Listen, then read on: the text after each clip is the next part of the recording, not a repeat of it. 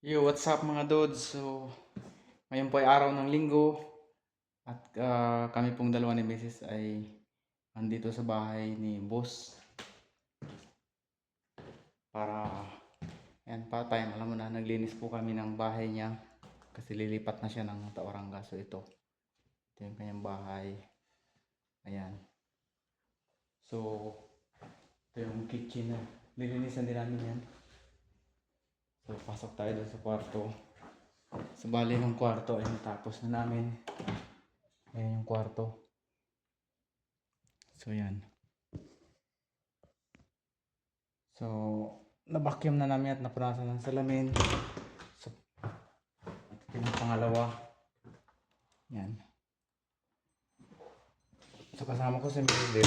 Tinulungan ko lang siya. Kasi siya dapat maglilinis kaso isang buong bahay ito eh.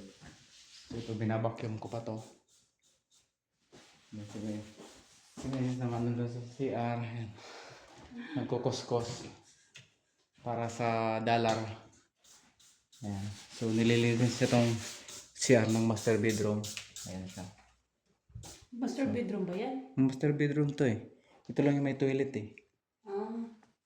So nilipat na kasi si boss sa Tauranga. So yan. At ngayon ay walang pasok.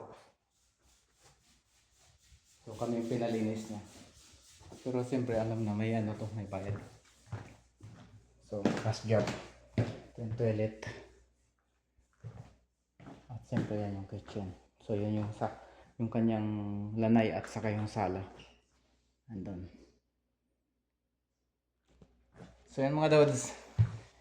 Yan, basta mayroong opportunity kahit part-time. So titirahin natin yan para lang ano. Meron tayong pangpamasahe pag uwi ng Pilipinas. So, what's up? What's up, go? Babus.